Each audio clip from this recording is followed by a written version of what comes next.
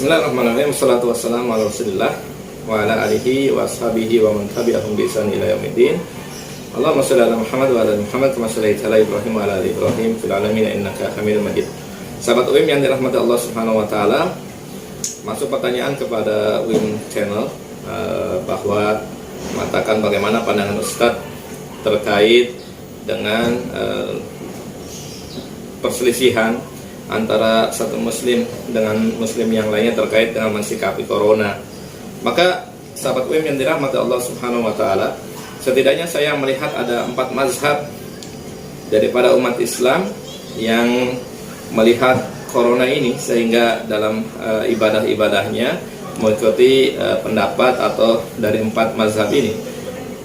2 pandangan atau saya katakan 2 mazhab ini dia adalah dibenarkan secara syariat, dan 2 mazhab ini saya melihat atau 2 pandangan ini adalah pandangan yang keliru dan tidak boleh ada dalam pandangan umat Islam. Yang pertama adalah pandangan atau mazhab yang pertama dari umat Islam yang mengatakan bahwa corona ini tidak ada, ya. Jadi corona ini tidak ada dan dia berlaku seolah-olah tidak ada corona, tidak mempercayai corona konspirasi dan yang lain-lainnya, sehingga dia dalam beribadah ya seolah hal yang berlaku seperti biasanya. Dia memandang tidak ada corona dan corona konspirasi dan yang lain-lainnya. Ini maka adalah perbuatan yang berlebihan atau perbuatan yang gulu dalam memandang corona tersebut, dan ini dilarang di dalam Islam karena pada hakikatnya corona itu ada di antara kita semuanya. Ada hari ini saudara-saudara kita, guru-guru kita, teman-teman kita ada yang memang terkena dengan virus corona tersebut. Sehingga sikap kita hari ini ya menerima adanya corona. Soal coronanya, isunya dibesar-besarkan itu urusan lain.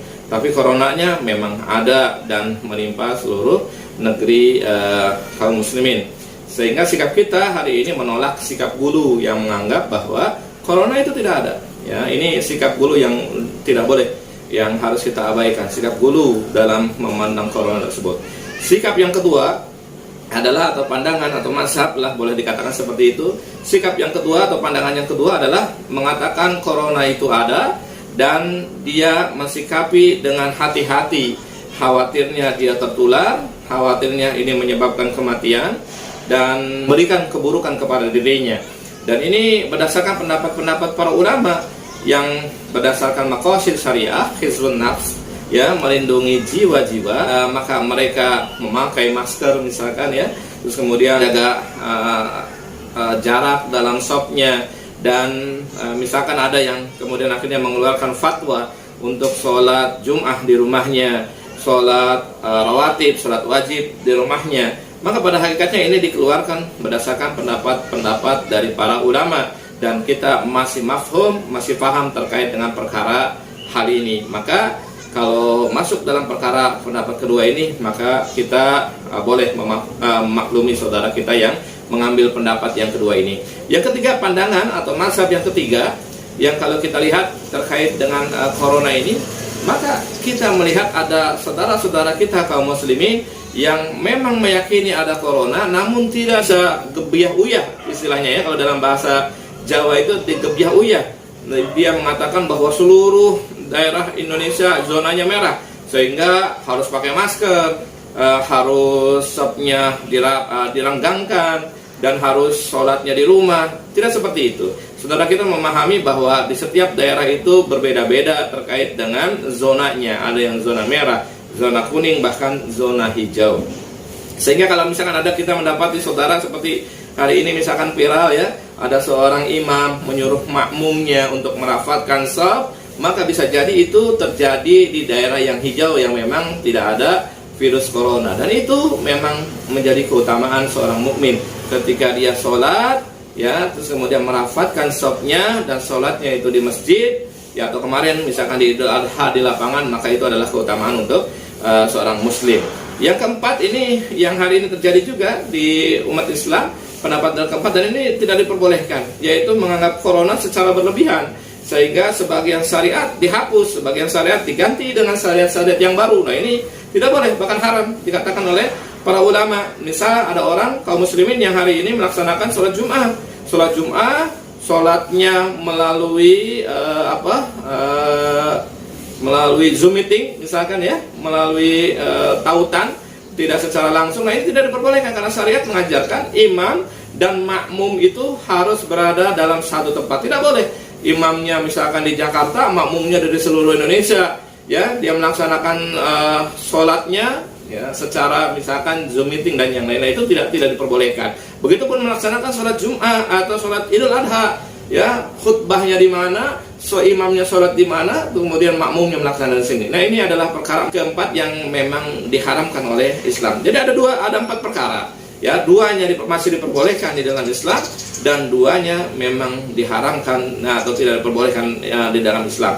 Yang pertama, orang yang gulu menganggap corona itu tidak ada, ya, sehingga dia menafikan semuanya wabah ini, virus ini, dia tidak mau percaya dengan alasan apapun, ya, dan dia membahayakan jiwa-jiwa yang lain. Yang kedua yang tidak diperbolehkan adalah menganggap corona ini ketakutan secara berlebihan sehingga dia membuat syariat-syariat baru, ya, misalkan tadi ya, sholat Jum'ah ya secara talian atau secara tautan, ya, itu tidak diperbolehkan. Ya, sholat Idul Adha tidak dilaksanakan satu tempat dalam tautan, itu juga tidak diperbolehkan. Bayangkan kalau orang-orang seperti ini ada, yang 4 ini, kelompok keempat ini, nah, bisa jadi nanti syariat haji itu, maka kita tidak usah berangkat haji ke Mekah.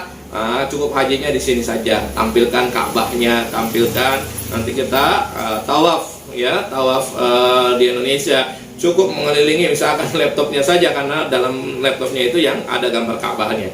Nah, jelas ini adalah pandangan-pandangan yang keliru yang hari ini dengan adanya corona itu kemudian menimpa umat Islam di Indonesia ini. Maka sikap kita adalah, ya, kita tawakuf, kita menahan diri, tidak perlu berkomentar terlalu keras terhadap saudara-saudara kita yang menjaga jarak di masjid, yang memakai masker, yang kemudian sholatnya di rumah, sholatnya tidak di masjid.